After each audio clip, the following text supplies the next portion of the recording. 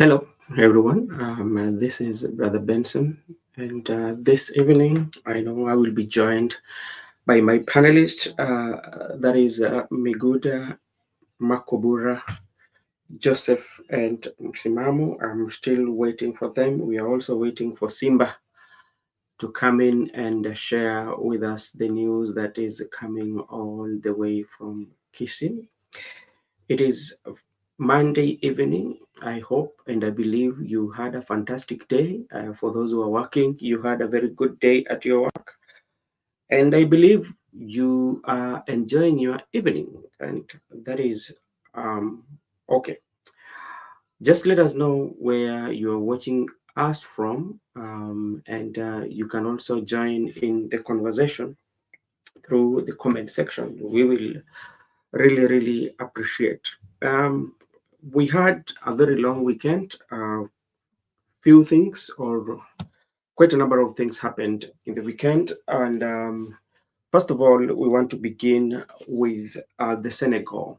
Senegal won the champions of Africa, and they won it under very difficult conditions. There are quite a number of issues that they were raising even few days before the finals, and they felt in a way that they were not treated fairly, especially few days to the finals. And maybe just to share with you some of the complaints that they raised, especially um, before the finals and everything that happened during the field, where they had to protest and leave the pitch for quite some times over a controversial penalty that was awarded at the tail end of the match, which the protest lasted for almost 15 minutes,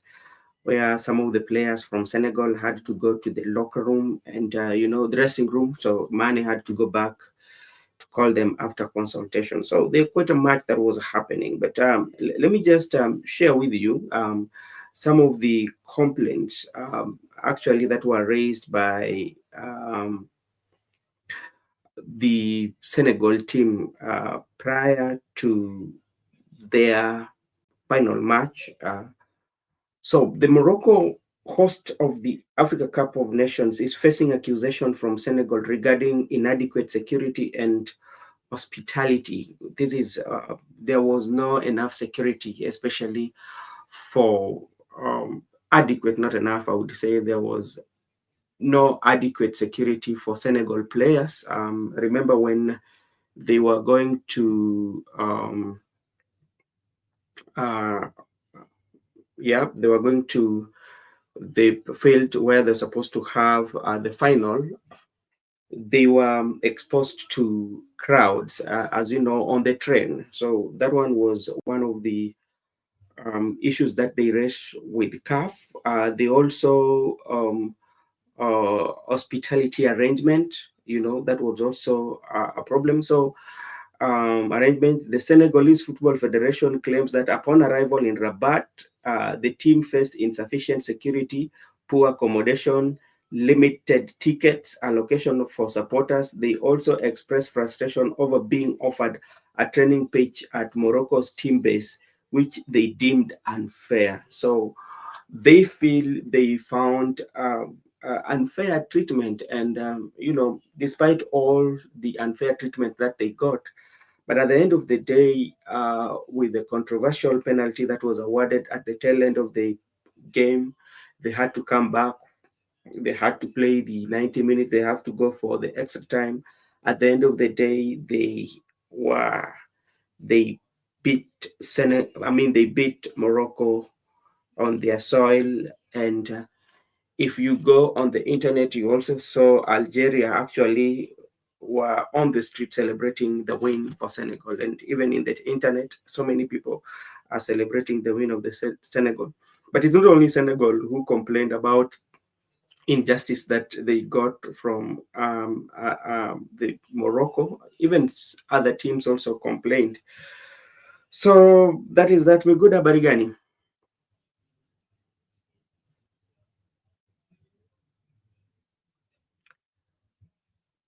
Hello, Miguda. How are you doing? I'm fine. I'm Yeah. doing good. Yeah, I'm here. Everything okay? Yeah, We I'm okay. I'm saw. okay. Pretty much okay.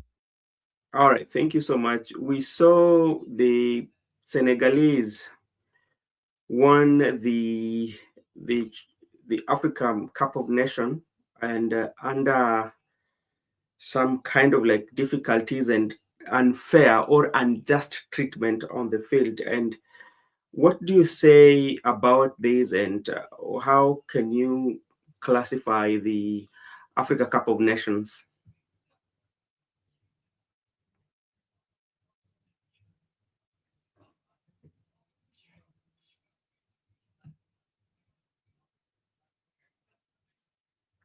Okay. Yeah, We African Yeah. Africa of Nation. Mm, There have been, or from the traditional, you find that mostly there have been issues to do with the discrimination. Even at mhm, the time, the previous World Cup we played continentally, you find out that when Moroccan or Algeria, those Arab teams mm, proceeded to when they proceeded to quarterfinals, they started saying that standard of football is not meant for Africans. That is an mm, Arabian football. So mm, they exclude themselves from Africans, that they are not Africans, they are Arabians. And that's why they are playing Arabian football. So Africans also, on the other side, have also been trying to push. And that's yeah, why Africans across the continent were happy and mm, celebrating the victory of Senegal, because there have been this discrimination by them. They're the people who introduced it, just mhm, like you have just told us. When people were hosted at their country, there were issues of insecurities, issues of discrimination, issues to do with race, I think. But that is null and void. So if they could have won, it could be a different case. But remember, they are doing that because they were the host. But remember, the next time we will be hosting. Do they expect us to treat them good? We just give them the same treatment they gave us. So that's how I think to us, we are just happy that Senegal won and mhm. the best winners won. So even if you do whatever, football is not being win when people fight or Yeah. enough security. It's about Mhm. 90 plus minutes. So I think that's what I can say.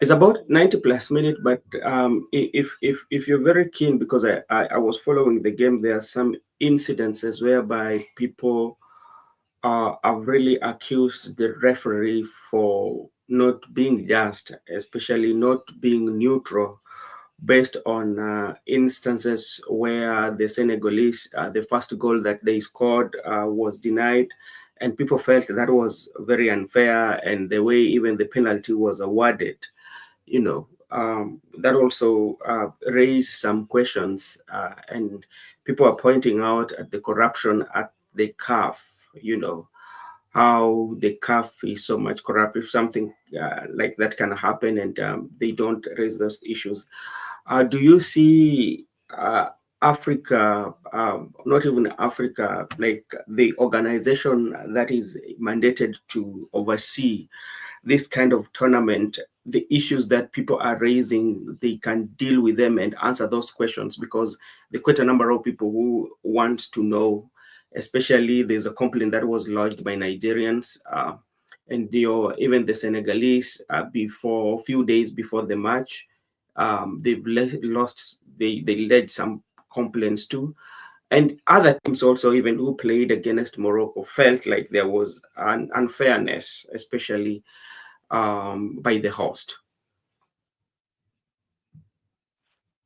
Yeah, there can be unfairness by the host. Matters sports, football, they are also distinct and they are being regulated separately with their Yeah, legal issues. yeah. So whenever there is an inquiry or whenever there is any other team trying Mhm, to bring any petition concerning mhm, the rules, remember even the officials of the match, referee, linesman, even the VAR sometimes can lie to the other opponent. I think mm, there are some criteria that can be taken, and there are some punishment consequences.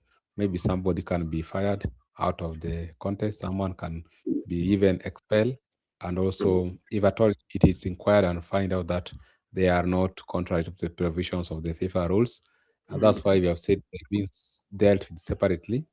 But mm, also remember, football is one-on-one with the fans, and when fan base decided to operate the way they mm. prefer, that's another Yeah. different case. Remember, there's some regulation they usually to pull, like the previously when we were having Chan, we were reduced a numbers of supporters who were supposed to attend the Houru, the Kasarani Stadium. We were Mm, reduced. They say we should only allow a certain number to attend the matches. I think there's some regulation, and they're even banned. You can be banned. Teams like Morocco for the mistreatment of the people. You never know. After all the inquiry and finding out has been concluded, they can be banned even from future tournaments. Remember, even Kenya was just previously banned, and we came back. Teams mm, have been banned. Been banned. Even Pogba, one of the best players in the world, at one point in life he was banned from football. Then after he had finished the punishment, then he can come back. So I think we should just leave it to the relevant body to deal with it. But issue of mistreatment, what I can say, remember you are not the only person going to host forever. People is rotational. mm, Next time, like I've told you, 2027 it will be here in Kenya. Do you mm, expect us to mistreat them the way they mistreat other Africans? So this issue of racism and this issue of discrimination has mm. also been part of football. That's why most of the time you find that they are really trying to tell you that no room for racism because it's a norm, it's tradition in football. Even there are sometimes where some teams do not even hire or sign African players because of the color. All right. Thank you so much. And there's also some conversation around the protest that was done by the Senegalese, whereby the players, together with their managers, advised them to walk out of the pitch. And some of them ended up going to the um, dressing room, and you know, um, Saido Mane had to go and call them back. And there are people who have different views on especially what happened. They say, some people are saying that what Senegal did was not good, but the other people also are supporting what they did because they feel that that 15 minutes really they exposed the corruption that is around the football, the structure, and how the organizers, especially CAF, are not very uh, they are not transparent in issues like what happened. What is your take on the Senegal 15 minutes walk out of the pitch? Yeah, what they did is not good. What they Hmm. did is good. It depends on where you are pointing at it or where your Yeah. viewpoint is. Mm, Maybe it could be one of the reasons because you have said mistreatment has happened in the AFCON mm, and the host has mistreated other countries. What if the Senegalese decided now to protest? That was a way of protesting because from the mm, beginning of the tournament, no official, no one has been taken through the process of regulations. Things are yeah. just moving on as usual, and we have a stake in the field. Now Mm, it is up to the final team, the finals, which was played by Senegalese and the Moroccan, to decide mm, that we want to use this final to expose mm, what's happening here at AFCON. At the same time, want to use it to protest. It can be a way of protesting as a football players mm, because just like I've told you, at the end of the day, when everything will be concluded, we'll yeah. have to know actually which team has been banned because of which offenses, how many players have been banned because Mm, of which kind of offenses. That one have mm, happened before. So they're just anticipating that they should move with swift to ensure that they restore dignity and order into football. This is not the football we should enjoy. Football should be out of all those dramas you've said. So I can say it depends on where you are sitting. mm. Senegalese were right or they were wrong. All right. Thank you so much, Miguda, for that. And all in all, the Senegalese now are the champions of Africa. And there's so much pressure that is going to Sadio Mane for the act and the action he took, especially to um, go and advise or to talk to his teammates. Let's just come and play. If we win, we win. If we lose, we lose. And he's now like he's become bigger than even the champions that they won. He's being talked about more than even the what transpired in the finals. That is that. And Meguda, thank you so much. Miguda, so many things happened during the weekend. Rigathi Gachagua was hosting uh, DCP members at the Coastal. They were doing team building and evaluating themselves. As you know, of late, we've seen quite a number of defections, especially from Rigathi Gachagua party. And also we've seen President William Ruto is starting to penetrate the central Kenya, where it was deemed that he was not wanted. So, the politics is taking shape, not forgetting about the ODM, what happened during the weekend. Oburu Odinga, the party leader, was having a meeting in Kakamega, and Winnie was having one in Kibera, which is going to be the focus of discussion today. And in Kakamega also, there were two meetings that took place, the same time. And I don't know whether the ODM members are seeing what is happening here, and I think they need to sit down. If not, ODM is going to die. Whether Winnie is going to take it or Oburu is going to take it, something that is very obvious that ODM is not going to be very influential, or is not going to be a party that always had that national outlook because of what is happening in ODM. This is what Reina Sky say. Hi, we must advocate for transparency in soccer. Thank you so much. I really, really, I agree with you that transparency is one of the topmost, should be in our list, especially because it is nurturing talent. That is one. Secondly, it also will respect the efforts that majority of people have put, especially to win. With the complaints that were coming from the CAF, actually, it is upon themselves now to redeem themselves as CAF, especially. Even my brother here talked about the Morocco, especially on how at some point they distance themselves and they say they're not Africans, so such like should be. So, Miguda, let me just bring you to speed because I've just given you a brief of what happened. Winnie Odinga Parks Kibra rally vows to protect ODM youth leaders, and youth leaders, this one includes Sifuna and Babu Wino and other young ODM members. Senegal wins AFCON 2025 in a tense final against Morocco. So that is also something that is taking top news here. And Pep Gueye extra time goal gave Senegal a one win over host Morocco in AFCON 2025 in Rabat, making their second title in 4 years after Eduardo Mendy saved Brahim Diaz stoppage time penalty. Coach Pep Thiaw ordered the walk-off amid refereeing dispute, drawing condemnation from CAF and FIFA, suspensions and backlash, including jeers from Moroccan journalists. Senegal Federation defended the protest as a stand against corruption, while Morocco pursued legal action against CAF and FIFA. And Brahim apologized online for the missed dispute, his team winning the Fair Play Award. So that is what is there. Now come to Winnie Odinga, which is going to be the subject of our discussion. 3 months after Raila Odinga's death on October 15, 2025, his daughter Winnie rallied a massive youth crowd in Kibra, slamming party members for misquoting private talks with her father and declaring Wezi copy paste Baba. She pledged to shield ODM Secretary General Edwin Sifuna and Babu Owino from expulsion threats, urging patience before any coalitions with the President Ruto party.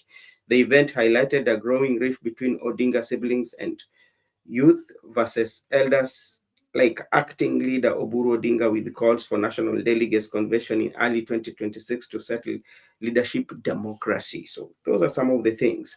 And if you go on the Twitter too, Edwin Sifuna, Uwezi copy paste Baba, so that is what was in the weekend. So what dominated the weekend conversation was about the rally of Winnie Odinga in Kibra and the one that was held by Oburu Odinga, both in Kakamega. They were touring Linda Ground, that is their slogan for now.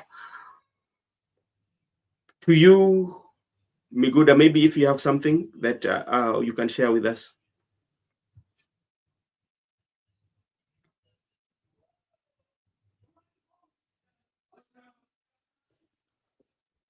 A lot has happened, Yeah. just like what you have said. And Kenya is on very well. There's that people right now are trying to find their ways, paths in different political parties. And what we have seen is that people are saying Gachagua has also been dumped by some Mount Kenyan MPs. Gachagua has also been left by some Mount Kenyan aspirants. Yeah. People now are moving to UDA. You saw also the current president at Nyeri State Lodge, Sagana State Lodge, hosted by the Nyeri governor, who declared that his fourth term and Ruto's term has been declared by the people.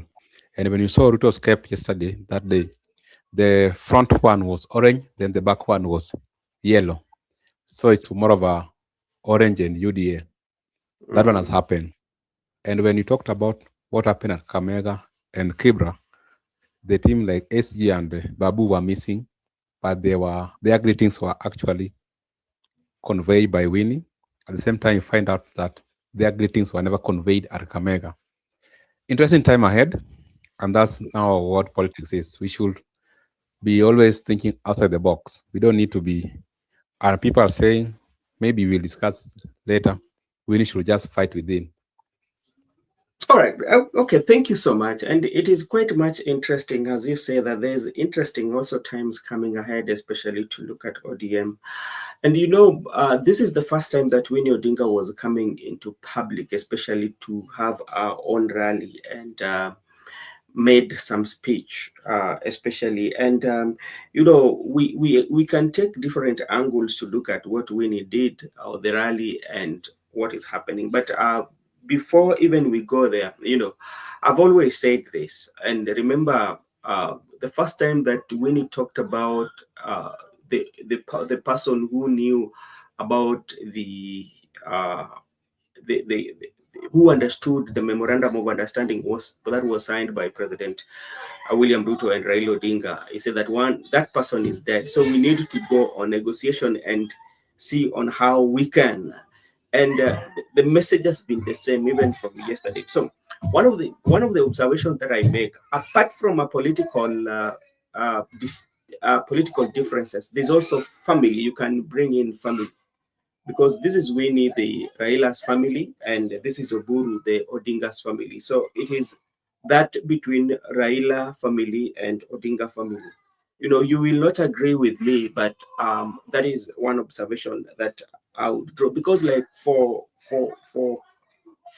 some for good reasoning for somebody like me, I would say when you look at our political parties, the political parties are usually big enterprises, and the owners of the political parties, they benefit in one way or the other. And I would think, or I would tend to think, like Winnie and Oburu, especially to protect the brand of ODM, they could have first of all sit down as a family and take a direction that's one favors the family.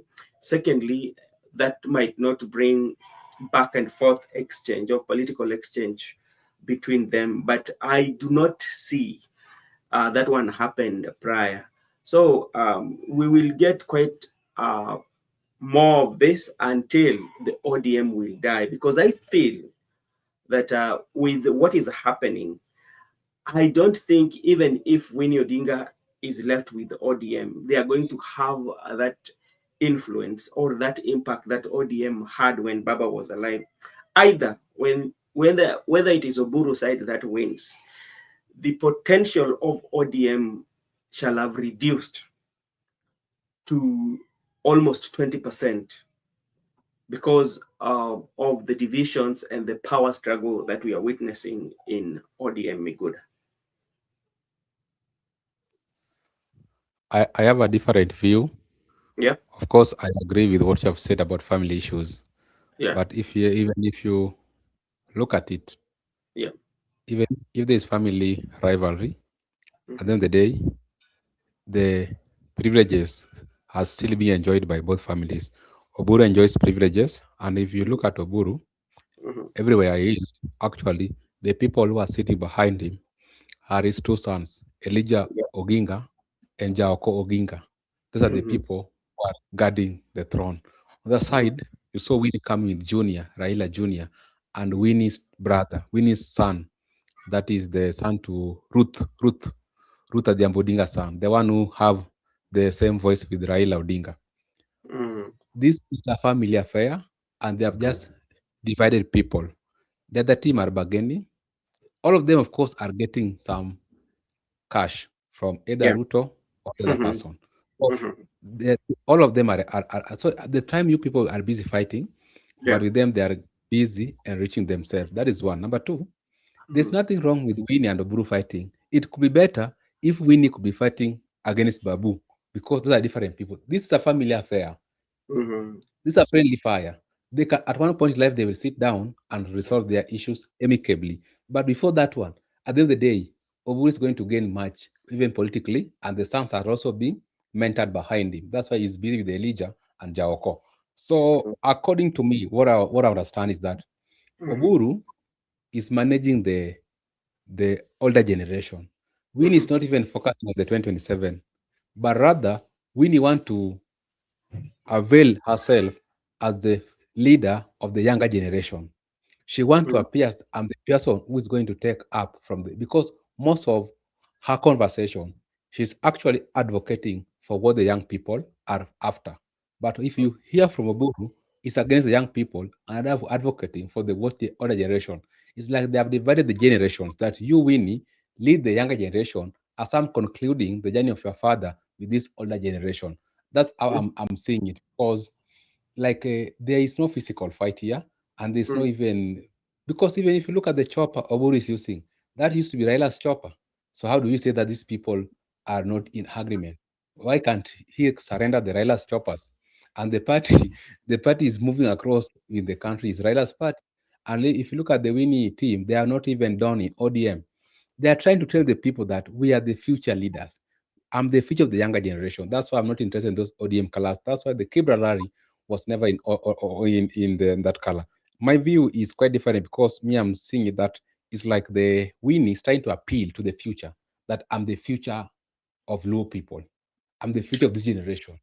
Oburu will just it's a passing cloud. But my interest is not in 2027. That's why people were asking her yesterday, give us direction. But she declined. She never really was just Raila because he just said some few things like kuna watu wanarandaranda hapa na party na tujaongea twende NDC na itakuwa noma. So there's nothing you can substantiate that actually she said attacking Oburu or she said about the ODM party. She's just like any other politician trying to look for her space. And that's why she never recognized Babu Owino willingly. It came from the people pressure that Babu Owino. Then say, okay, our friends Babu. Then she also added Edwin Sifuna as Katibu Mkuu. To me, that is just a way of marking Babu with Edwin Sifuna.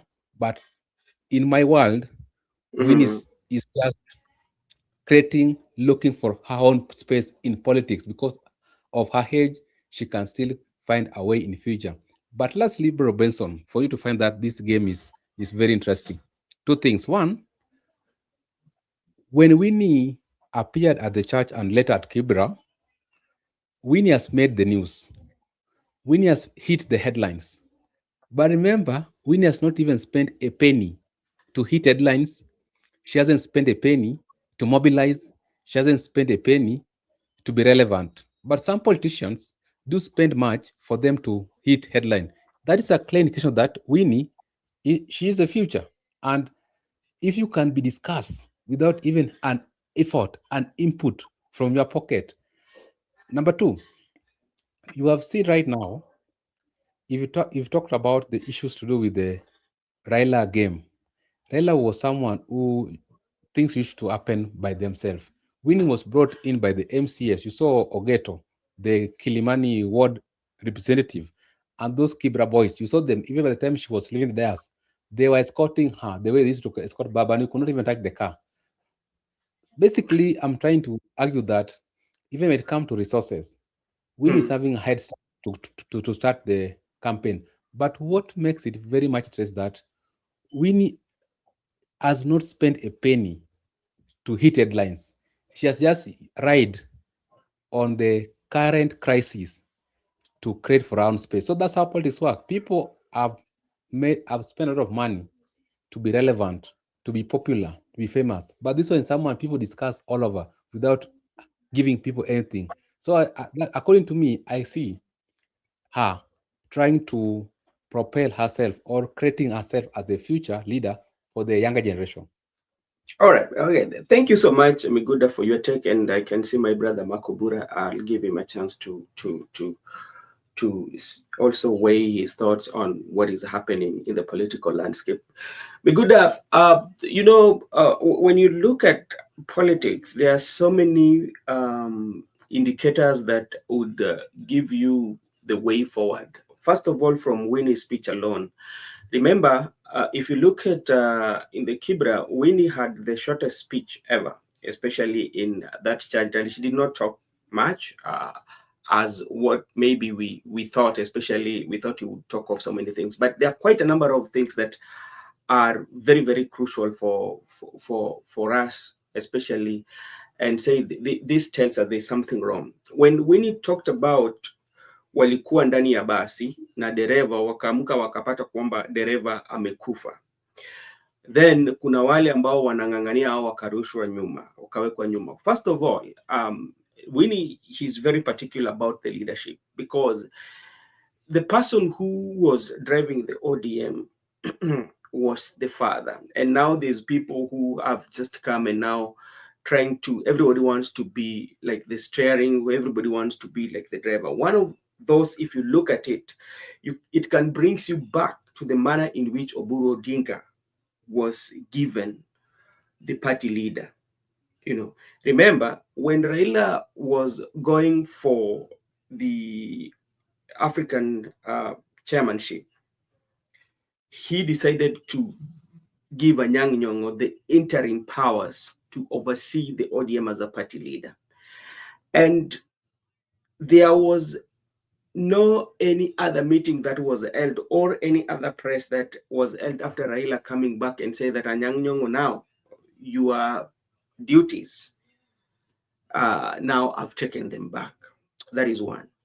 Secondly, it also tells you what hurry did they have, because we've just lost him, based on how she was talking.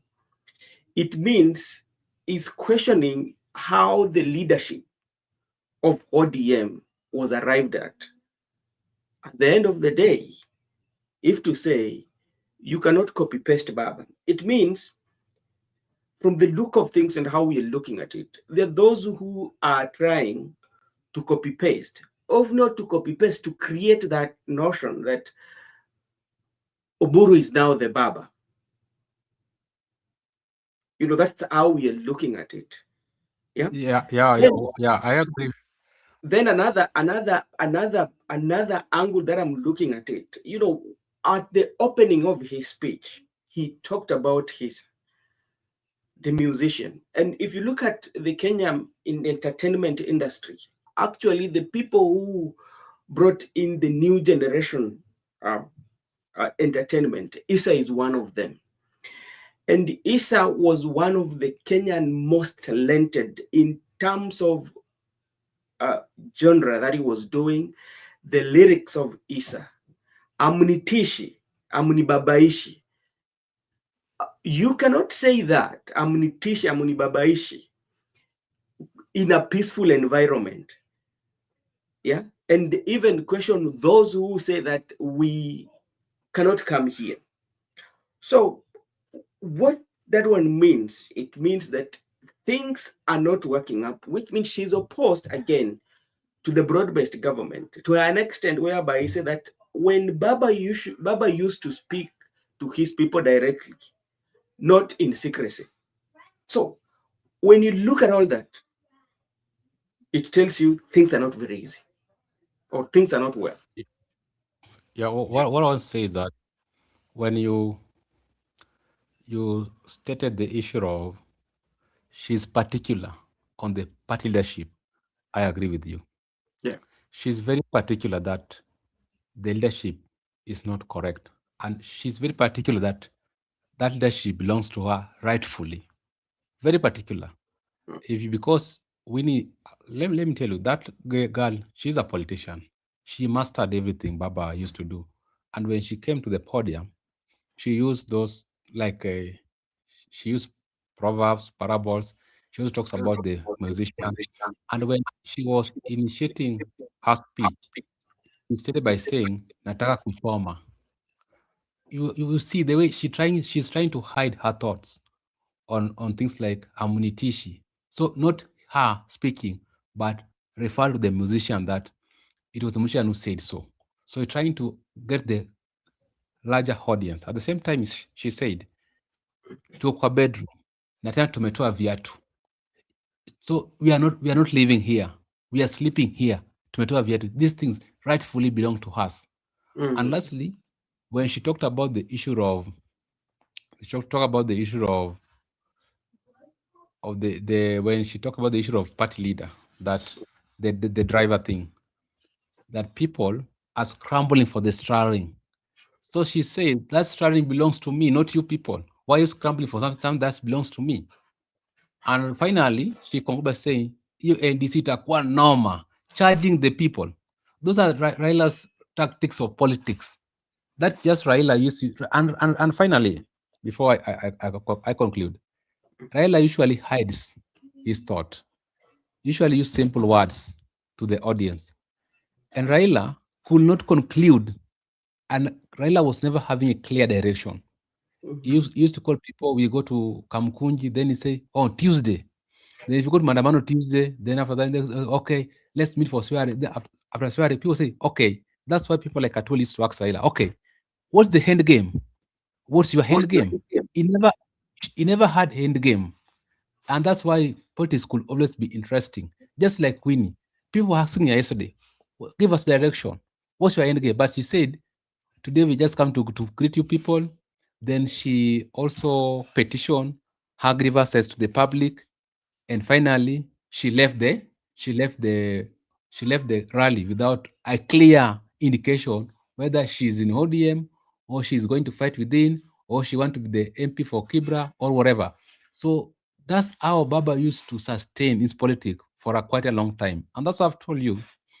When you want to take the younger generation, and the younger generation, if you want to take them, you must camouflage.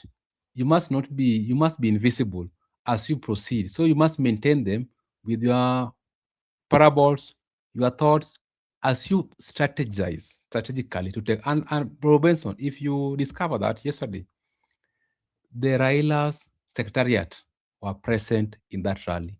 The master of ceremony, the one used to work with Baba, that guy, and also Baba's Ndomobagi. instruments like Domobagi, the microphone, all those bodyguards, the boys who used to shield Raila from bullets when we were at Embakasi East, they were present and they were charged. So to me, the staffs alone cannot go back home that Raila died. Now we have retired from politics. It is Raila who has died. Them, they are still living. They can protect this throne by all means because they have all it takes. Remember when Odiwar, when Jaramogi died, Odiwar took Raila immediately and he became Raila's aide to date. So you never know. Maybe the staff have resisted and are now pushing Winnie. You never Okay. know these things. All right. All right, thank you so much. This is Junet Muhammad. Junet Muhammad said, Junet Muhammad, there are people, including myself, who believe that some of the disorganization in ODM is partly associated with Uhuru Kenyatta because he wanted us to remain in Azimio group. He wanted us to go into the next election like that without considering the part of ODM is now in broad-based government. I tend to disagree with Junet Muhammad on this. I think Junet Muhammad, they they are pushing. I don't think they have a good agenda by bringing in Uhuru Kenyatta. They know what is hailing ODM. They know where the disagreement is. I do not think that even working with the President William Ruto is the problem. What is ailing ODM here is about the power struggle, because there's something that is being rushed, or that they do not want to agree with other ODM members.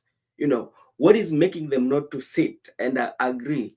Because I do not. The idea of bringing Uhuru Kenyatta on disorganization of ODM, I think, is far fetched. Yeah, is far fetched, and that's my opinion. I might be wrong on what Junet is saying, but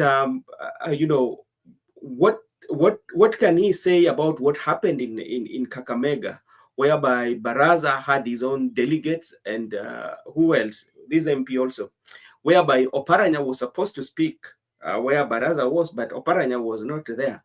What do you have to say about what is happening in the coast? Because when you look at what is happening in the coast, I'm telling you for sure, coastal people are going to ditch ODM.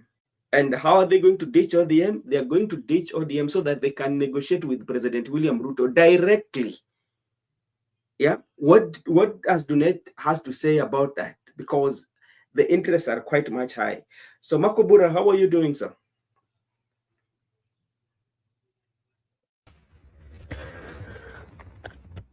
Thank you so much, and I'm doing good. I thank God, Yeah. and I hope mko salama na Yes. vile vile watazamaji wetu pia. I hope they are okay, and let me give my take, and I want to put it this way.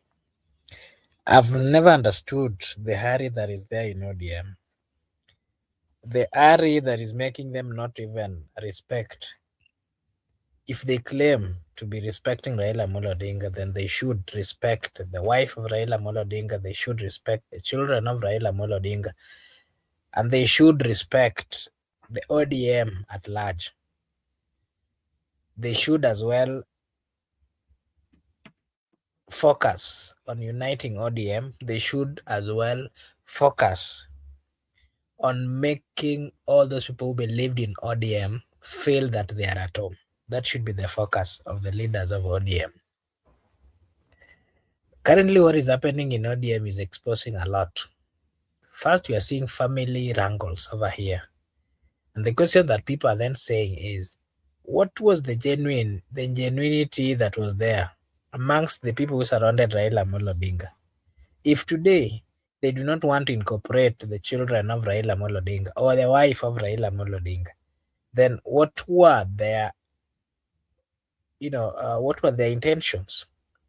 Today, we are seeing them singing or having a different version of the motto of ODM, Linda Ground. Nobody is saying the real slogan that is there for ODM. People of ODM are currently forgetting that ODM has a slogan, and the slogan should be mentioned whenever they are mentioning the party, the party. Today it has changed. I hear they say Linda Ground. Contrary to the beliefs of Raila Amolo Odinga, as much as Raila was part and parcel of the Azimio, which also had a slogan, most of the time he would, as a party leader, whenever he was at the party level, he would always, and of course it is required as well, that you maintain the brand and the identity of your political party. That is currently getting out of hand. There's another narrative that is coming out, and we are yet to know whether ODM is now changing even the brand, the color, the slogan, and all those kind of things. But I also want to say that should Dr. Buroginga join the president, as he has always said, in power sharing. We are not so sure which position is going to be given, whether it's the the deputy presidential position. We don't know. We are yet to know. But if Yep. he decides, Mhm. as he has said, that they're going for power sharing, I can tell you that this other side, that is, we are seeing it's being led by Winnie Odinga. If Winnie decides, if Oburu decides that it's going the way he's pronounced, then Winnie Odinga, I can assure you, is going to win more than 90% of the followers of Raila Molo Odinga. And this is how it's going to happen. Marco Buran, there's something that here we have to agree with you, or we might disagree. When Raila Molo Odinga died, Raila died with um, a big support of ODM. And the people who were supporting Raila Molo Odinga, when he died, his death, when he was buried with these people. And it was not buried physically with these people, but the loyalty and the love they had for Raila went with Raila, half of them. And some of them right now is when they are trying to figure out on where they are going to be. When you look at what is happening in ODM, and that's why I still tend to believe that uh, both the wings or both the factions, talk of Babu Owino, Edwin Sifuna, Winnie, talk of Oburu Odinga, talk of Wanga, uh, especially those who are supporting the broad-based government, they are missing one thing here, because when you look at what the ones that are supporting the government, they are more of position. It's not about the party unity. They're looking for positions. What are we going to get next year? And the main reason why they might be going for or the reason why they're supporting, first of all, they're talking about we have been in government, So you ask yourself, who has been in government? Who has not been in government? If you look at it in the history, is it the ODM party or the Luo community? Two things that usually comes out when they talk about it's all about the Luo community, but you're not talking about people like Turkana and all those areas, that are coming from ODM. When you talk about we've not been in the government, so that is two things that usually comes there. Secondly, look at what is happening even in Kakamega, whereby, and Oburu did a mistake. And what mistake did he do? To attend both the meetings. Yeah, he started by attending both the meeting. And all of them, all those two meetings, they converge at one point. They recognize Oburu as the party leader. But what do they not recognize? They do not recognize people like Baraza as the chairman of ODM, of the Kakamega branch. So that is what they are not saying. Look at what Simbarati said, was cautioning Oparanya, that he's telling the president, William Ruto, to tame your dog. Yeah? And remember that the people there, Oparanya was donated from ODM. So if Oparanya does not want to agree with Baraza, how does Uhuru Kenyatta comes in according to Junet? Because he said that the disorganization of that ODM is because of maybe giving some suggestion to President Uhuru Muigai Kenyatta. Look at what is happening at the coast. Isha Juma left ODM for a long time, but now they insist that Joe has to be given the position, and when they left, they say that they're not members of ODM, they were experts. So there's something that the ODM fraternity, especially the leadership of ODM, they've decided not to talk about it, or they just want for this party to die. And according to Winnie came out yesterday and said that kuna wenye walikuwa namtumia. Yeah. And he also said that when Baba was speaking, he used to speak to people directly. He did not speak to somebody in secrecy. So which means all this that has always been told to us, had been said to us about uliwachwa wapi, he said that Baba hakutuacha mahali. And majority of people would tend to believe what Winnie is saying because one, Winnie spent majority of her time with the late Honorable Prime Minister. Even during his sickness, Winnie would be the person as the assistant to him. So which means maybe there's a lot that Winnie knows that majority of the party leaders or the party officials do not know. That is the last one. Winnie is saying, okay, we've lost the driver, but let's stop this bus before we go far. Let's negotiate on how we are going to go in 2027. But there's a group who does not want to negotiate. They've also made a decision that this is what we are going to do. See that? That's what is there. They do not want to recognize that indeed they have a problem. And what problem do they have? First of all, they have a problem of leadership. Yeah? How did they arrive at their leaders?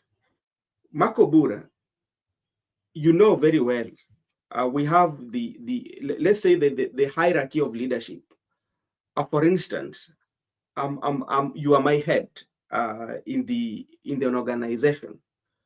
Let's say that you are the president of organization, but in the event that something happens, maybe you are out of the organization, maybe of some issues that you are cases like that.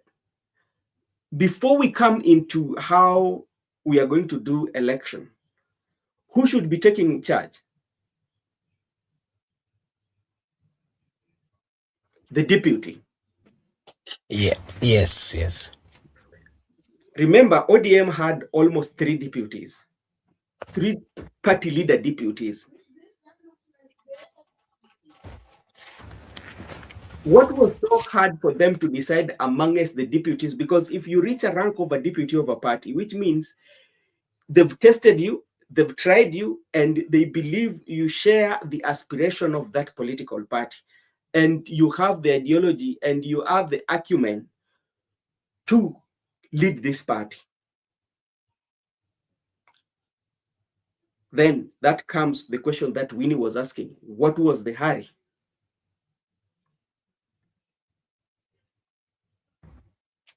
Yeah.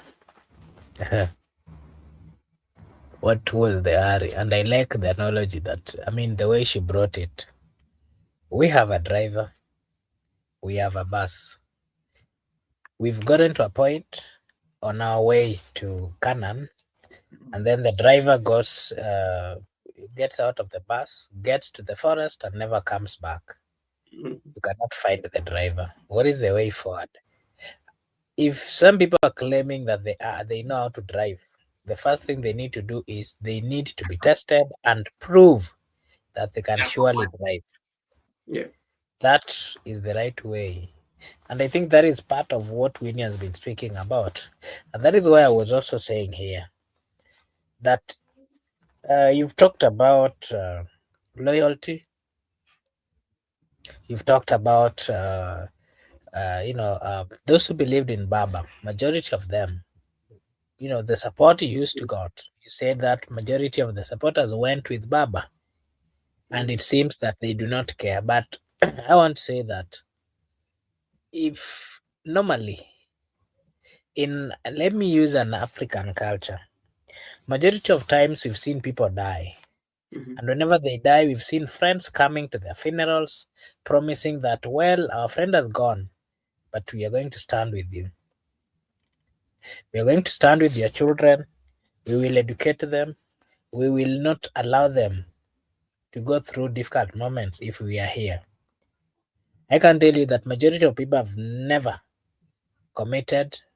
I mean, I've never followed up to ensure that they've done as per their, promises. But there are people who have always followed up. There are people who have always had interest. Mhm. And on the same, we can translate it to politics. There are those group of people who believed in Raila Odinga. Well, Raila went, but the love they had for Raila, the stories they knew about Raila, it would be passed from their to their children to their grandchildren, and that is why, if I can give you examples in the Mount Kenya region, there are some families within Mount Kenya region that come rain, come sunshine, they supported Raila Odinga. Look at there's this member of this lady was appointed as a senator and the husband died. The one that Masharia negotiated, I mean, told Raila to nominate. I don't know Mhm. whether you heard the story. No. There's this lady, I'm forgetting her name. The husband died, and then Raila attended the burial together with SK Masharia.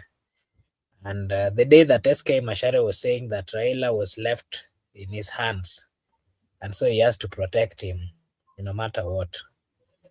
He did mention, if you followed, I'm forgetting the name of that senator, nominated senator. Mm. If you did follow our conversation, you'd realize that that friendship started long ago. Yep. And as much as they are from Murema, they are from Kikuyu, they are, for example, Kikuyu, they have always had the love for the Raila family, something that was passed from their parents. And that Mhm. is why, as much as majority of people, whether all of them are on that other side, they have always come out to support Raila Amolo Odinga, whether financially, which in whichever way. I can tell you those people who believed in Raila would still stand with any genuine person who really is concerned about the party that Raila Amolo Odinga used to run. And I Mhm. can tell you that group of people, I can tell you it's a big group. There's that group. All those people will support the daughter of Raila Amolo Odinga and any person who has genuine grounds. And Mhm. what is happening here is that there is a distinction that has, the line is already drawn, and it is drawn this way. If you see the children of Raila Amolo Odinga coming out to even protest, then they will be believed. I mean, the people will believe them. This is how they will be believed. Mhm. People would say that these are the right children of Raila Amolo Odinga. If you look at the African culture or even the Luo culture, in terms of inheritance, Mhm. when a parent dies, it is the right of the children to directly inherit the wealth of the late. Yeah. That is what the culture says.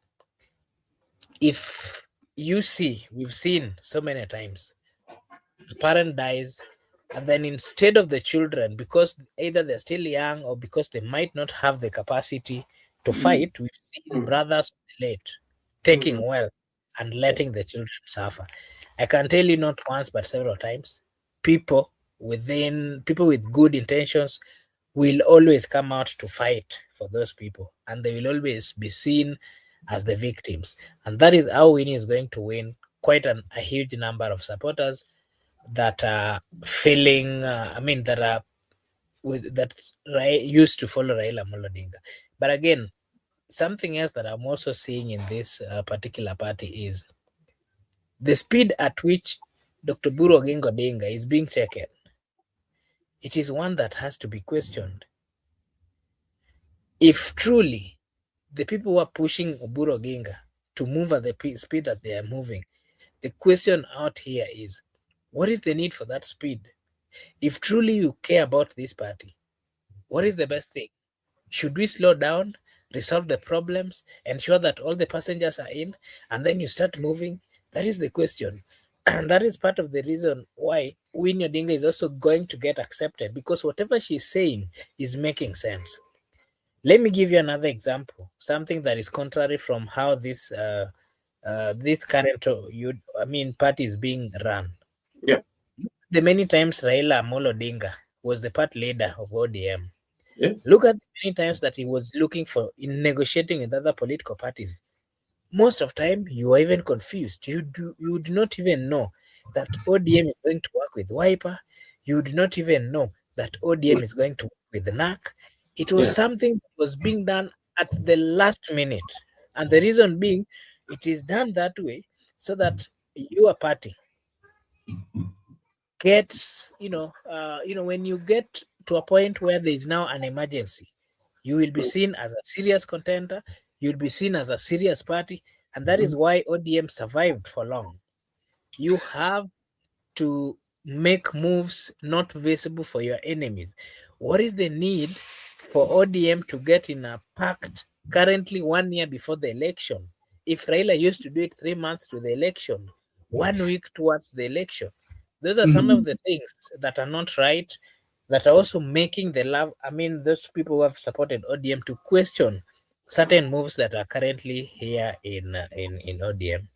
All right. I agree with you because, like, if you look at 20 years for ODM, and the value that ODM has, you could not expect this from a 20, the party that has survived the political terrain of Kenya and remained united for a total of 20 good years. It's not very easy in the political history of our country. Apart from Kanu that went for long after the founding father Jomo Kenyatta, then Moi came until it was taken out of power. So for 20 years, especially for ODM on how they are carrying out themselves, we are not questioning who are they going to work with, but we are questioning how are they lowering themselves, their value. Would I say that after 20 years, just because you want to work with the president? Yes, you can work with the president. You can work with Kalonzo Musyoka. They have the the luxury to choose from, the time they choose from, who are they going to work with. But now, how they are doing it and the process that they're doing it, uh, uh, yes, yes. Oburu was installed as the party leader by Ruto to facilitate the way for broad-based government. And and something about also the broad-based government. The broad-based government is just a word of the paper that has been used to be solved. We do not. I don't think we have a broad-based government. It's just a broad-based government is a political tool that is being used for both supporters of President William Ruto and the supporters of ODM. I don't think. But now, Makubura, let's come and look at the rally itself for Winnie. To me, I would say that Winnie had a very successful rally.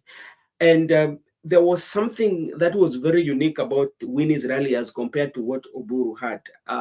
One was the organization and mobilization.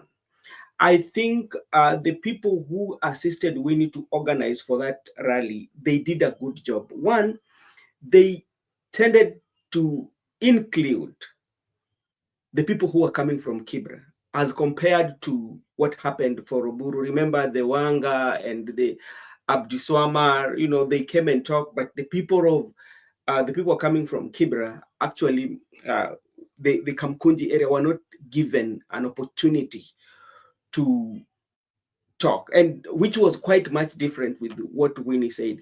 Another thing also that I picked from that rally, which was not addressed, which Oburu did not address or Oburu did not listen. Oburu just came, and with these people, they gave the money. This idea of always thinking that money is the solution of everything. Like, if something happens, we do not look for permanent solution, but we always come and give. Look at 3 million. If you look at the people who their houses were burnt down, or their houses were destroyed, how much do you think somebody will get out of 3 million? Maybe 50,000. How many were they? What can we do not offer long-lasting solution. You talked about, people are saying on how the women going out to look for water, the steamer things. So these are the issues. These are the issues that were coming, and that one was a well thought and a well organized, and give her what we call the Winnie moment. which is, you compare it to what the other organizers wanted to do. You know, the other organizers wanted to create Raila moment, especially for Oburu Odinga, and that's why I think like where Winnie came with issue of copy pasting Baba. You know, they want to create Raila moment in Oburu, or they want to make Oburu the Raila of today, which cannot happen, because if you look at the life that Raila took, the political journey that Raila took from how he started his political career to put him where he was, and even the time he was dying, it was not Brother, a truth brother, student. I just wanted to ask you this. If you, I'm quite sure you did follow a lot Raila's rallies and the many times that he would speak to the people. Look at the moment Raila Molodinga would stand to the moment he would finish his, his speeches. Mhm. Well organized as presidential address. I can call it so. Mm, Something similar to that. Look at what was happening when Oburu Odinga held the rally in Kibra. mm, First, I can tell you, I don't know whether they did plan, but from my own assessment, I can tell you that mm, they behaved like it was not planned. They did mm, not have an agenda. They behaved like they woke up in the morning and they were told that let's go have a meeting with the people. They behaved like they were confused. Look at the many times that members of parliament were whispering. Dr. Buro Oginga at his age, giving a speech, and you're whispering something to his ear. Are mm. you, what are you showing? Yeah, Are you not confusing that person? And yeah, yet yeah. they did not have a serious agenda. It all showed that truly the people who are pushing Oburu are Mm, members of parliament, majority of them are yes, those people who have personal interest. Look at the things, he's speaking and they want Oburu to listen and talk about what they are speaking about. They want to give him, a direction on what to say and what not to say. The question here is, at whose benefit are they doing it? At their own benefit, and they have their personal interest. Something mm, else that is here is these members of parliament understands well that the ground is not as they used to be. These members of parliament understand that majority of them were doing what was right just because Raila Amolo Odinga was there and would give them a chance. And so long as they were loyal to Baba, without question, they would get it. Whether you are, so long as you are closer to Baba, you would mm, automatically be elected. yeah, But that is going to change. It yeah, is going to change because currently, whatever you do, that is what would determine what you are going to get. If you do not perform, you are not going to get that. And so, what these members of parliament, majority of them, are looking for is state protection. That is why they are forcing themselves to the government so that they will be given some money to do campaign, so that they will be protected by the state. yeah, That is the typical thing that is happening. Look at the likes of Babu Wino, those who believes and knows very well that they did well. The ground is okay with them. They are not yeah. surprised. They are not having any issues. Mhm. And we need to be truthful. ODM party has been sabotaged, ODM party has been diverted, and it is not serving the real interest. ODM is currently not standing alone. ODM But is standing and working under the instructions of big political masters who have intentions in that particular party. uh, And majority of the leaders have accepted that whatever the outcome is, they are selling the party so long as they survive. no, Makobura, to me, the idea of selling the party, I don't think so. The idea is here. The idea is that from because like one thing that we have to agree here, we are not advocating for ODM not to work with President William Ruto. No, ODM, they have their own structures and leadership, and they can decide on who they want to work with or who they do not want to work with. But we are just giving observation based on the history that we've known of the party and how they've always carried themselves in the umbrella of the Right Honorable Prime Minister Raila Odinga. There are things that are happening that we've not seen with them, especially like what happened in Kakamega. I've mentioned it several times about two factions having delegate meeting. It has never happened. How could that one happen in the presence when Raila Odinga was there?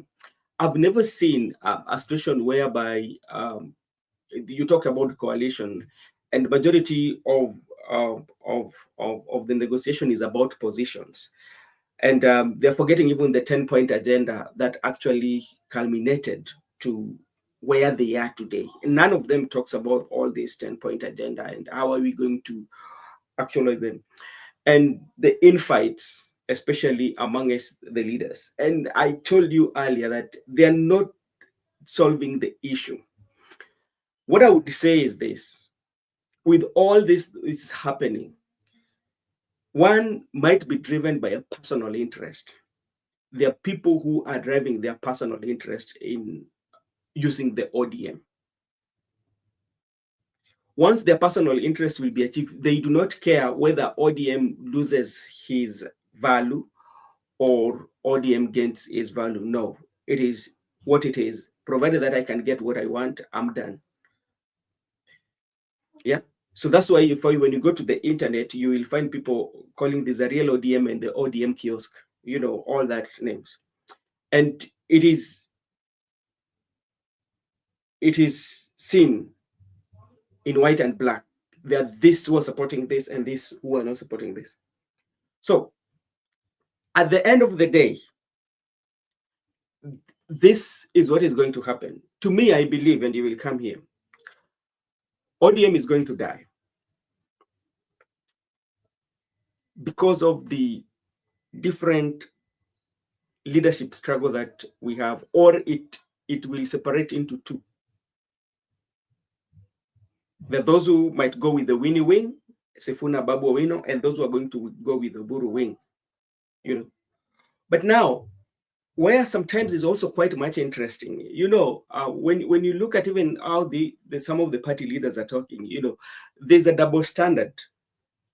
What is wrong if Winnie inherits his father's property like ODM? What is wrong with that?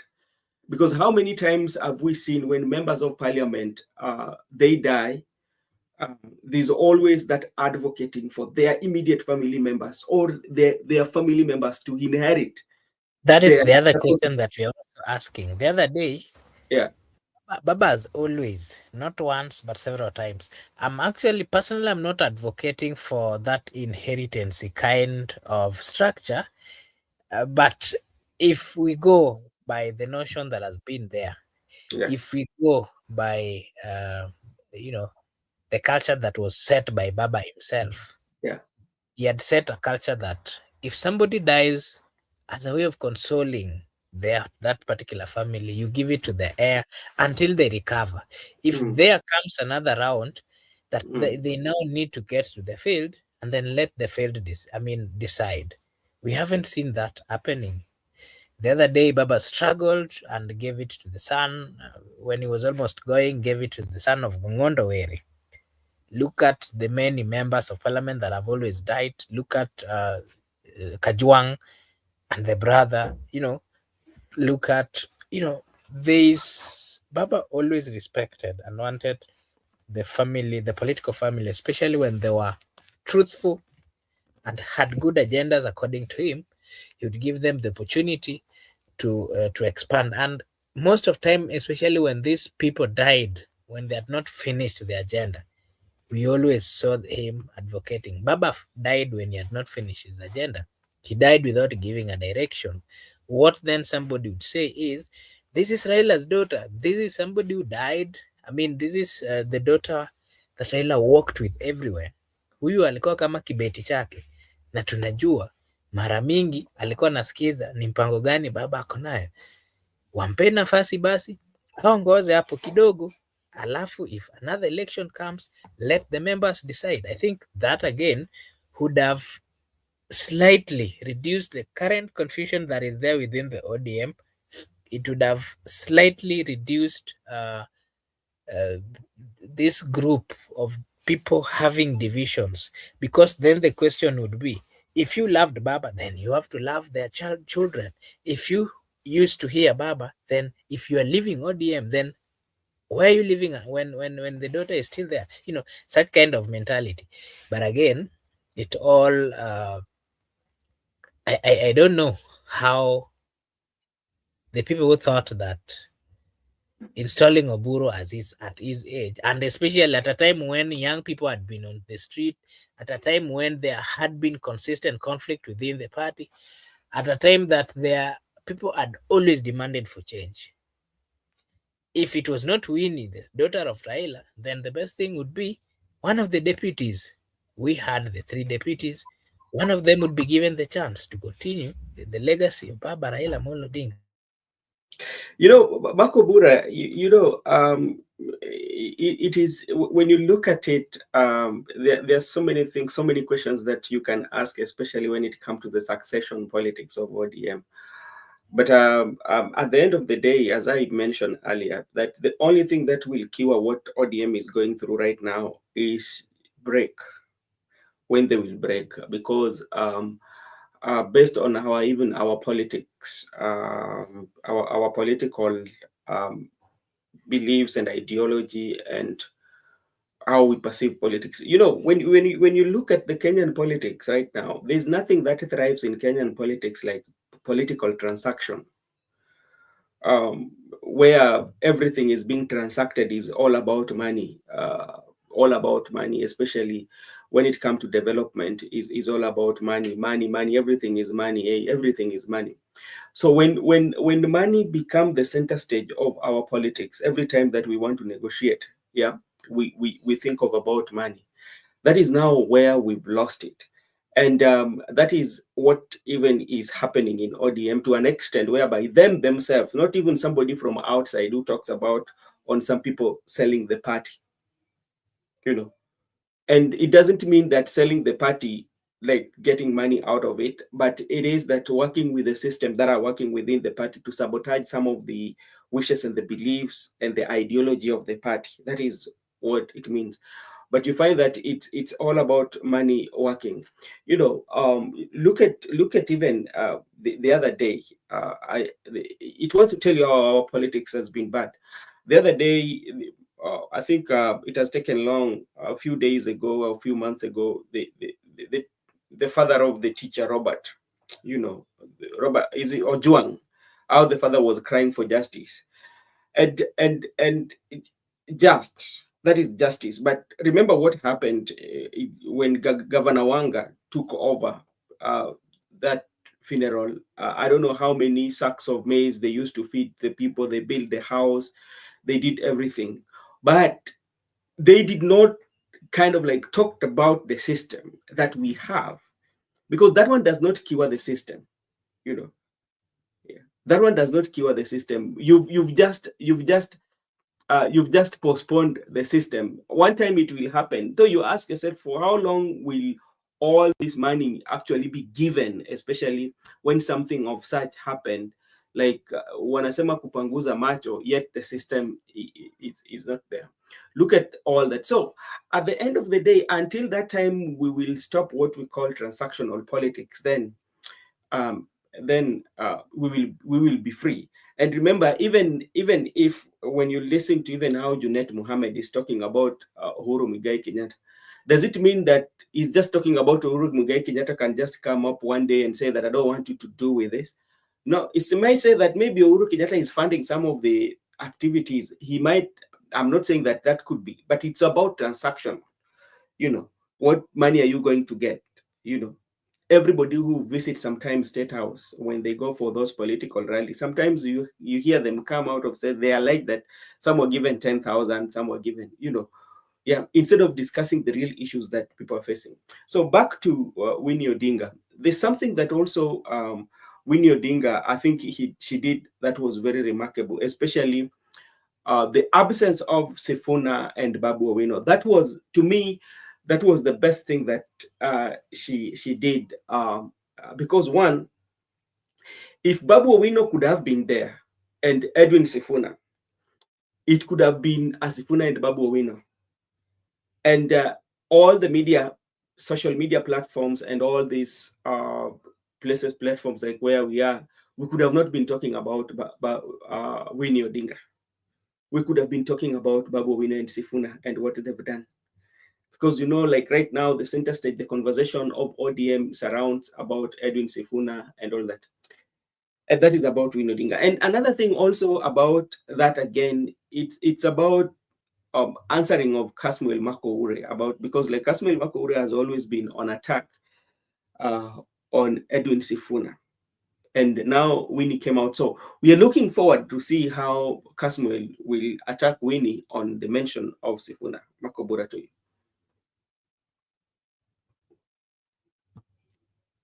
You've talked about Kasmel, and I don't know even how how to put it. Kasmel is one young boy uh, who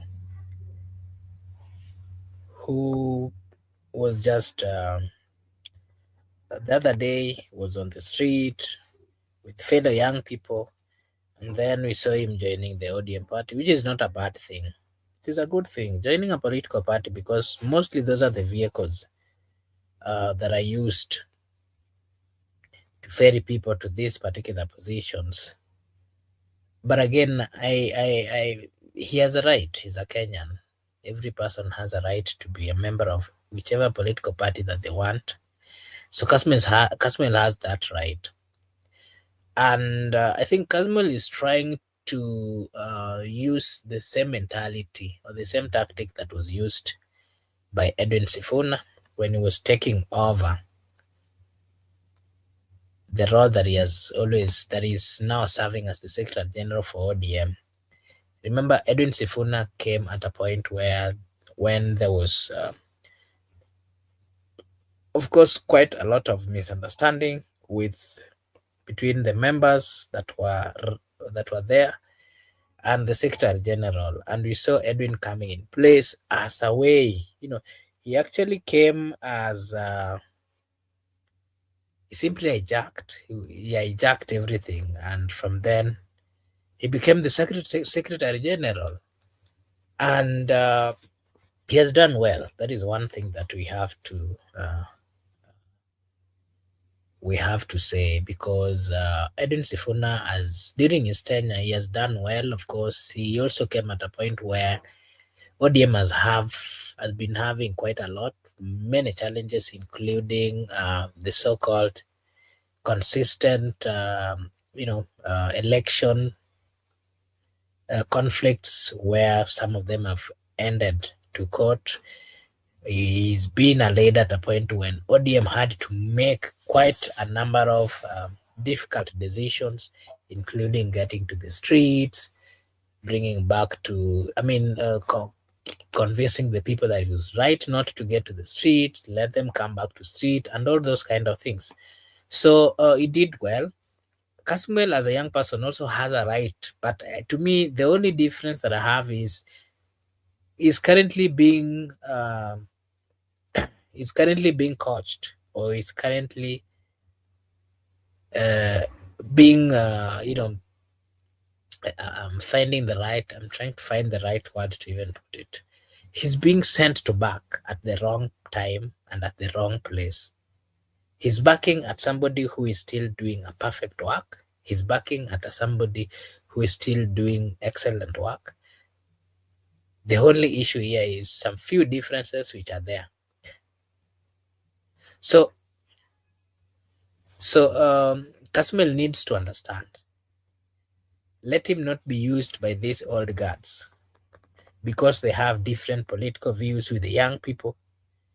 He's being used so that he can be seen as one of the youngest people that are on that other side. He's being used to sanitize the other side. He's not seeing the reality. And that is why even Kasmuel made the worst decision.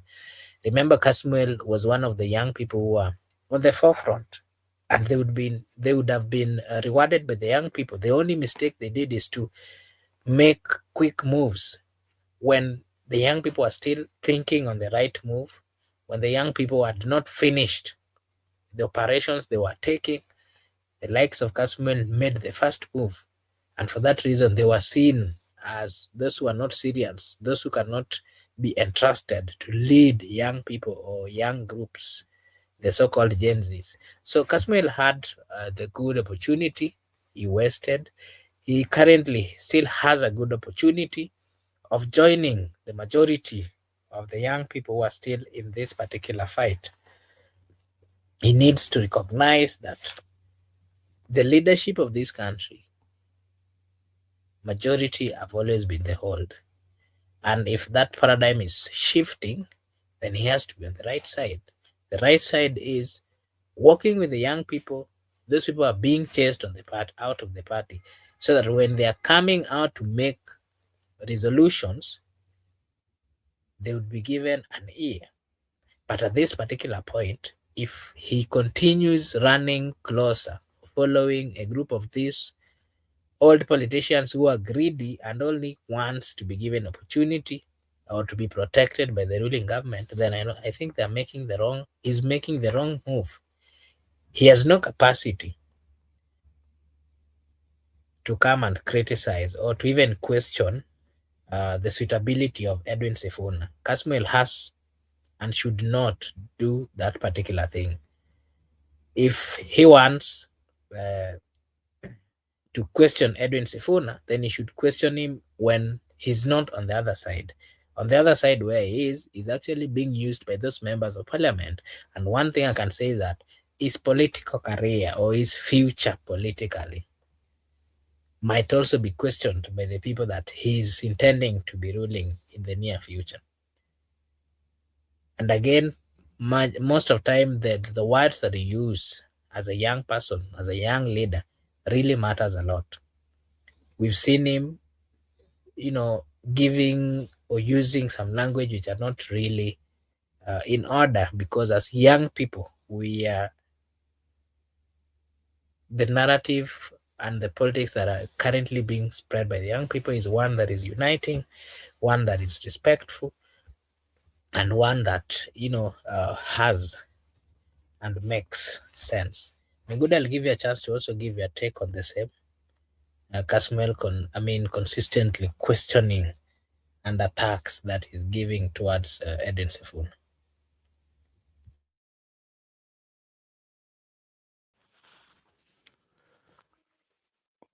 The young man is young, and I cannot just attack my fellow young person. What I can just say, you need to be guided. You need to play cool and smart, because the consistent attack on SG has never responded to him. So the young man just want attention,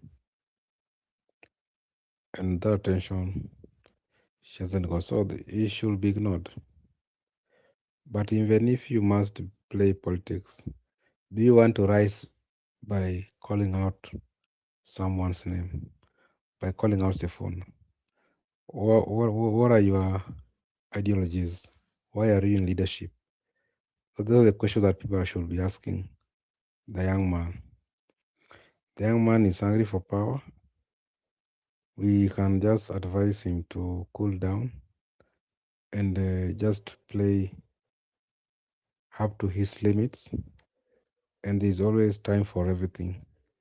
He can't be SG today. If he has a dream to be SG, he will be one day, but not today. Right now, what's going on in between ODM is what we call bargaining power, negotiation, politics at high stakes. He doesn't understand anything there going on. So let him not rush. Why can't he see Oburu attacking Sifuna? Oburu is not attacking Sifuna. And why can't he see Sifuna attacking Oburu? He's the one who is attacking Sifuna. So that has just demonstrated to you that she's a lad, a young lad, doesn't understand politics. One day he will understand. His privilege is working with politicians. He doesn't understand what's called bargaining. He sees politics the way he sees it. He doesn't analyze it. into deeper. I just want to wish him all the best as my fellow young man, and also to pray to him that the Almighty God should give him counsel and guidance to play good politics and stop yapping each and every time. And definitely, we also wish him all the best in his political journey. And he should remember that it does not end with Sefona. If Sefona works in ODM today, tomorrow he will be irrelevant. So let him play politics that can make him prosper for eternity. Back to you.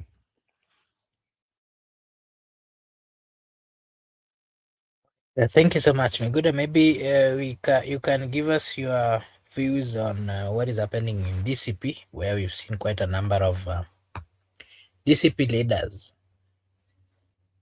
We've seen Runyenjes, we've seen Manyata, we've seen Governor Kahiga, and quite a number of them leaving UDA.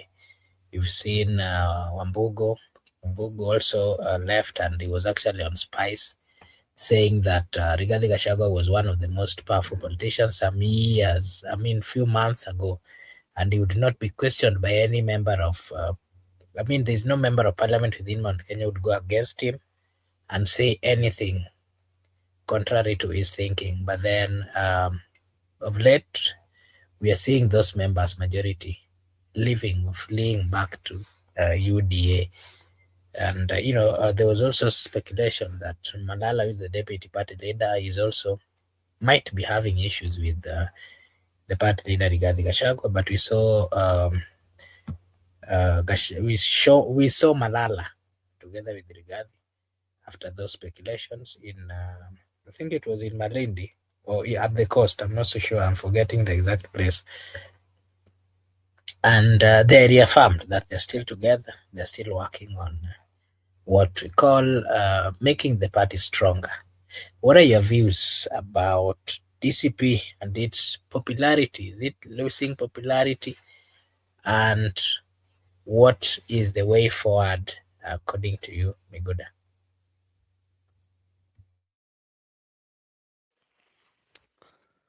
I don't think that the DCP is losing its popularity since it has not come to effective.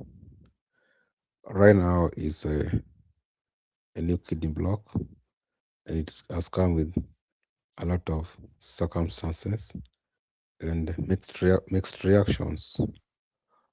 What I can say that the reason why could motivated people, like you have said, are currently ditching DCP to UDA is the previous by-elections. Maybe they have grown cold feet because UDA won those elections. They decided to grow cold feet, and now they're going back to UDA. Or the UDA people might have dished out money and they have been persuaded to go back to UDA. That could be the reason, but not that DCP was that popular. It has not come to effective. You can't say that DCP was having 60 members of parliament. Right now, he's having 20 members of parliament or 15 or 10. There's no member of parliament from DCP. We can't argue it right now that the DCP has collapsed because it has not come to effective. We can only discuss its collapse after the general election. We're able to know how many people DCP will sponsor to parliament or to council of governors. Then from there, we can now conclude whether it has collapsed or not. But for now, I can't confirm that whether it's collapsed or not collapsed.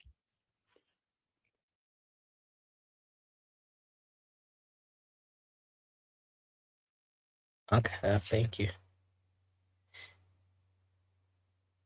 Thank you so much. Allow me to welcome our good friend Msimamo.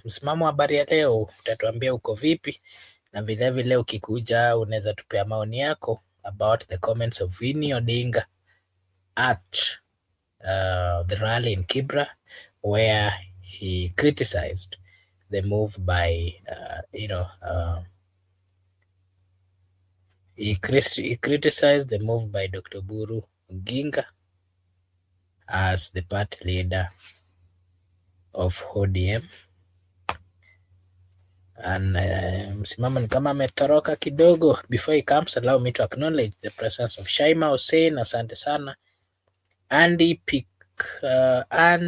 Pimkin, thank you so much for also joining. I can also see the ambassador of two-term Laban Musiani over here, and Rena Skare is also here. Thank you so much, we appreciate. Paulo, asante sana kwa kupata nafasi pia kujiunga nasi. Kulikuwa na Innocent Boy is also here. Thank you so much, Innocent, kwa kupata nafasi. Judith Karwitha was also here. Thank you so much, Judith, for finding time as well. We really appreciate. And not forgetting everyone who is watching us. I want to remind you that this is Brother Benson Media, and here we say that your opinion counts.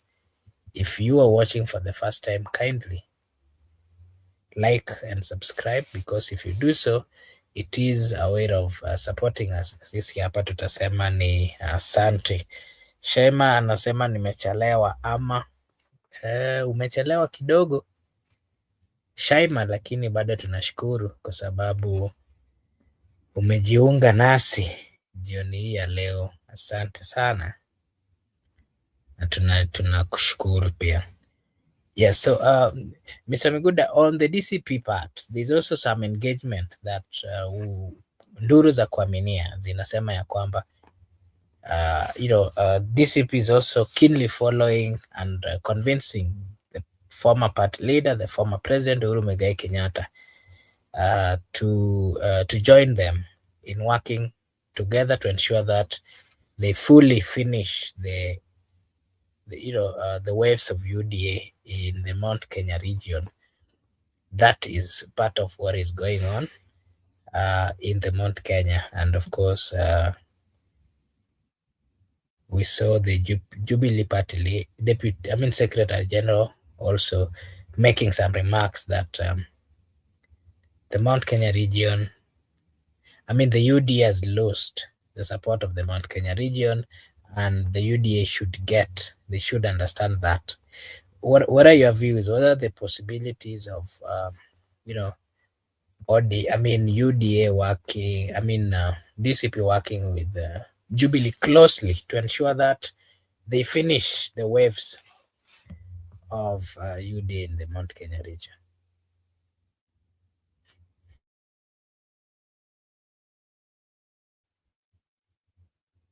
Miguda?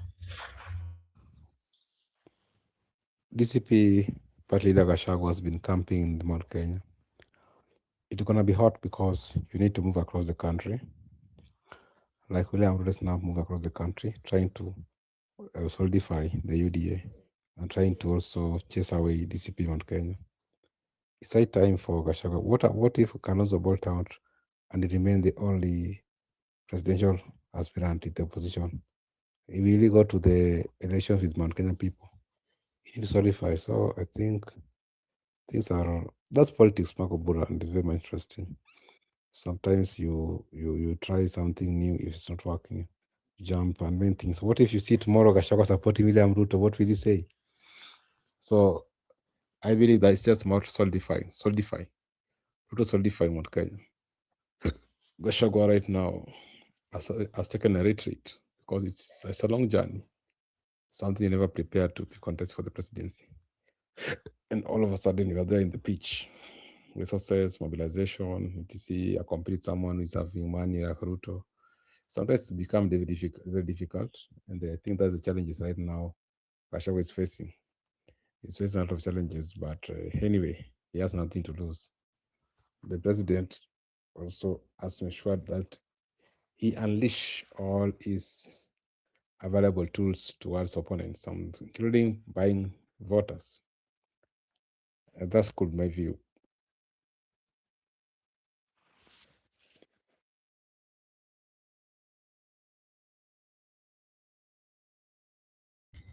Okay, thank you so much. And back to Uganda, where we are finding kuna mambo huko Uganda ambapo juzi juzi kulikuwa na uchaguzi, na uchaguzi huo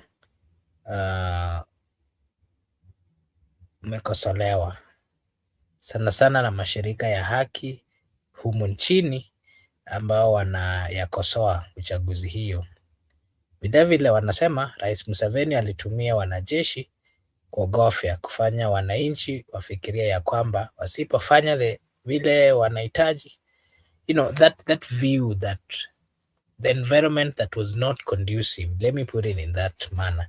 We are also seeing the Kenya human rights, of course, amongst others, are also having the same stand, and they're saying that this kind of election has to be investigated, and they're also requesting other institutions that are relevant to assist na wakuje waingilie kati ya hii mambo. And they're also saying this is a consistency within the African countries, and that if it is not addressed, then we will have perennial leaders who would not leave the space. What are your views, Miguda, about first we saw the president of Uganda coming out when he was receiving the certificate saying that anybody who is having an alternative behavior, plans for that particular country in terms of causing chaos, should know that they are warned in advance. What are your views, Miguda?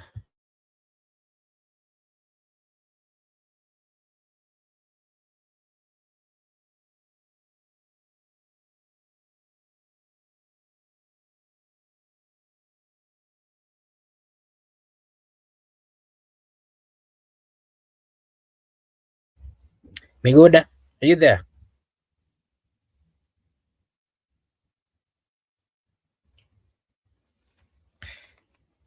Okay, thank you so much. Allow me once again to appreciate everyone who joined us this evening. We really appreciate, and we are very much thankful for you finding time to join us. Allow me to acknowledge Nick on desk. There's Leo Nyabaya, there's Ayoki, amongst others. I want to say that thank you so much for finding time to join us. Thank you so much for participating, and especially those of you who have given their comments, who have engaged us at the comment section. We really appreciate your time and your participation. We don't take it for granted. I just want to remind you once again that if you are watching us for the first time, kindly like and subscribe, because if you do so, it is a way of supporting us, na sisi hapa tutaendelea kusema ni asante. Miguda, are you there? Kindly confirm.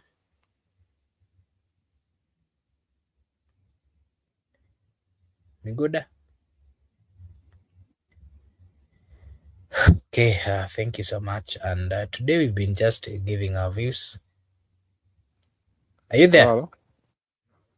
Yeah, I'm back. Did you get my question? I'm back. No. What's the question? What are your views about the elections that were held in Uganda? Elections were declared, and you have seen the Ugandans celebrating. I can just say there were no violence. We never experienced violence like what happened in Tanzania. But democracy, or maybe elections, are still not verifiable fair, because why do you switch on internet after elections? And there was arguing that internets were there. There were no internets in 80s, 90s, 60s, but the country was running. So there is an internet will not stop the country from running. Anyway, that's their country. We can discuss less, but because we believe and respect the sovereign state, whereby each and every country is sovereign, and we have to respect the fact of self-determination, that they're independent, and we only interact internationally. Uganda's elections were dark, were not transparent. I'm not able to analyze it fully because we were denied access to most of information. and we were not observers. And until we get an observer, we reviewed first that election. Makubura, back to you. Maybe your final remarks. Okay, I just want to appreciate our viewers and you to the show, and also you are hosting and Benson. We meet tomorrow. Bye bye to everybody. Yeah, thank you. Thank you so much. Allow me to once again appreciate everyone who joined us today. And of course, to remind you that this is Brother Benson Media. If you are watching for the first time, kindly just like and subscribe, because if you do so, it is a way of supporting us. Na sisi hapa tutasema ni asante. I want to take this opportunity to wish you all a blessed evening, blessed night, blessed morning, a blessed afternoon, a blessed evening from wherever you're watching us from. Thank you so much. And may God bless you. See you again tomorrow.